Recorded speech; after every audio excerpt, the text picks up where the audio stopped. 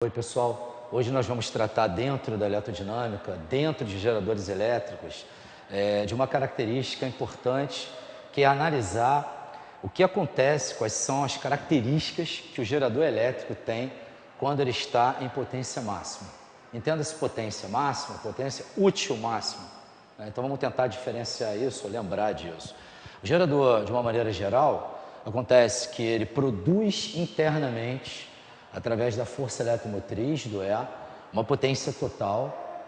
Parte dessa potência fica retida para trabalho, né, do próprio gerador, que é a chamada potência dissipada. Ela é dissipada dentro da resistência interna dele. Entenda-se a resistência interna do gerador, uma resistência muitas vezes utópica, ela não existe na realidade, mas ela representa a resistência elétrica dos circuitos que compõem o gerador. Um exemplo, quando você tem um estabilizador de tensão, que a gente usa nos computadores, o circuito interno dele, a placa com os componentes, tem uma resistência interna de tudo isso. Então, muitas vezes a gente representa através de um resistor toda essa resistência interna. Então, uma pilha, uma bateria, né, que a gente usa em celular, um carregador, não é diferente disso. Então, os circuitos são representados pela sua resistência interna. Então, essa potência dissipada, ela não é colocada na saída, né? Quando uma pilha fornece uma determinada DDP na saída, na realidade, internamente foi produzido mais do que está na saída da pilha, né? E essa DDP, retratada através de potência, na saída é chamada, então, potência útil, que é a utilizada, que é a usada para realizar trabalho elétrico, no caso. Então, a ideia principal é essa, a relação de potências eu tenho uma potência total que se desmembra em potência dissipada e potência útil. Bom, a equação delas, então, escrita em função da útil, que é o que me interessa, é a potência útil, então vai ser a potência total menos essa parte que é usada pelo gerador para trabalho próprio, né? Que é a chamada potência dissipada. Abrindo essa expressão em grandezas de potência, a potência total é função da força eletromotriz. Então, E vezes I, produto E vezes I, é um fator de potência. A potência dissipada é a dissipada internamente, representada aqui pelo R minúsculo, Rzinho. Então, usando uma das expressões de potência, RI ao quadrado. Tá?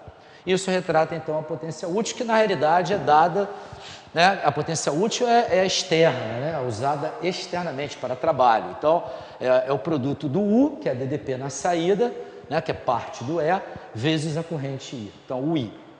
Mas o que me interessa é exatamente um olhar mais atento sobre essa equação, né?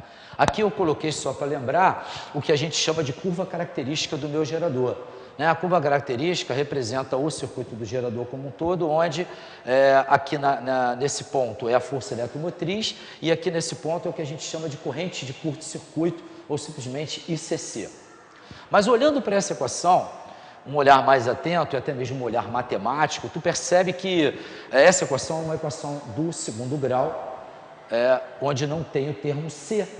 Se nós representarmos por coisas da matemática, a minha potência útil é o meu Y, isso é o segundo termo, Bx menos AX ao quadrado.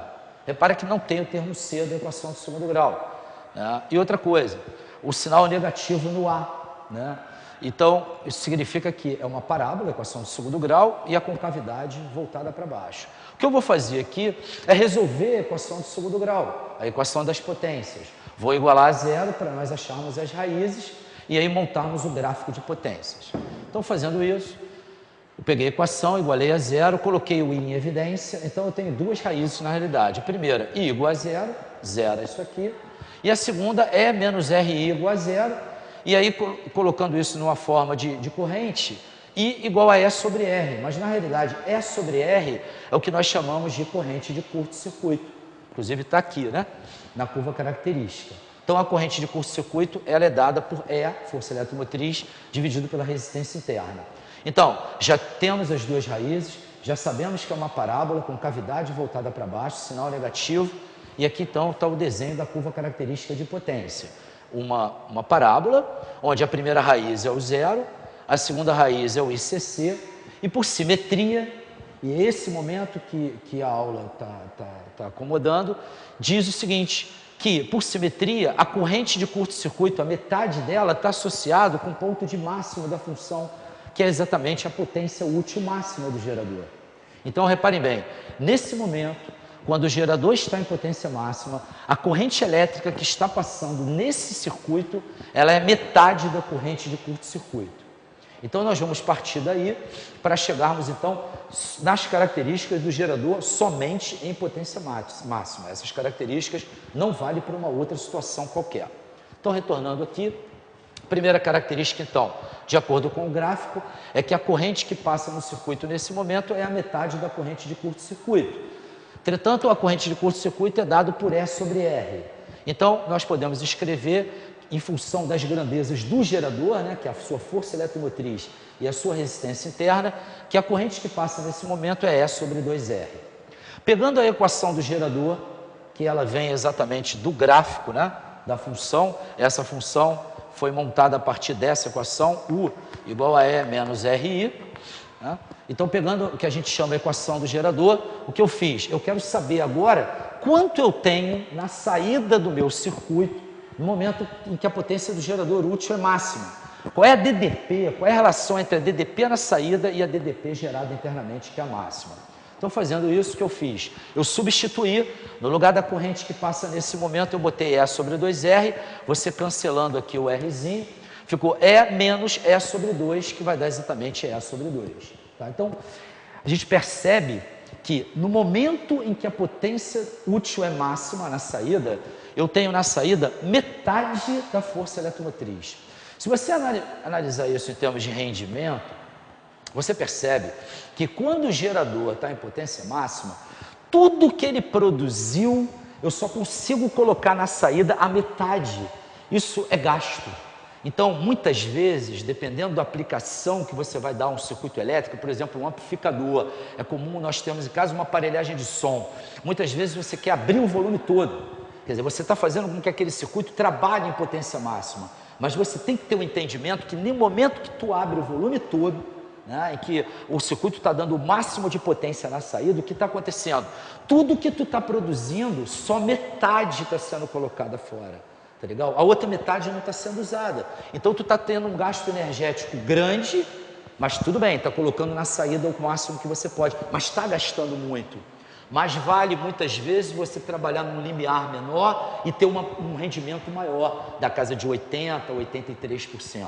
Então, como qualquer rendimento, você calcula a potência útil sobre total, a potência útil é o I, a potência total é EI, simplificando o I, então eu consigo descobrir o rendimento do meu gerador como U sobre E, que eu tenho na saída, dividido por tudo que eu produzi. E aí, aplicando exatamente, já que eu descobri, né, que na saída eu tenho metade da força eletromotriz, dividindo um pelo outro, então o meu rendimento 50% apenas.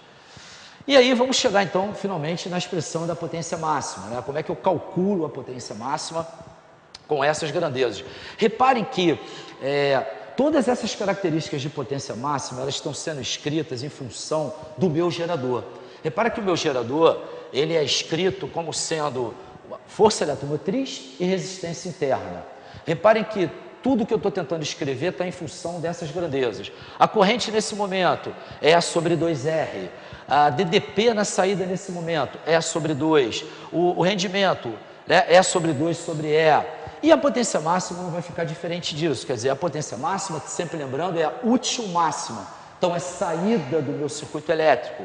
Né? A potência na saída, dentre outras expressões, pode ser calculada como U vezes I, que é a corrente elétrica que vai passar. Então, fazendo isso, potência útil máxima U vezes I.